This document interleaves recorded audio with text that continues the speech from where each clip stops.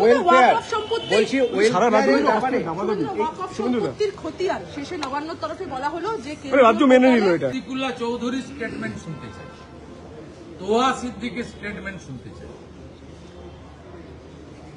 যারা মমতা ব্যানার্জিকে বলেন যে মুসলিমদের প্রোটেক্টর, আমরা বলি মুসলিমদের মমতা ব্যানার্জি তেজপাতা হিসেবে ব্যবহার করেন। ওয়াকআপ নিয়ে আমি আর বলবো না, নতুন করে আমাকে বারবার ডোন্ট ইনসিস্ট মি। ওয়াকআপ আমাদের এখানে কোনো কোশ্চেন নেই। যদি ওয়াকআপ নিয়ে আন্দোলন করতে হয় দিল্লিতে যান, এখানে নয়।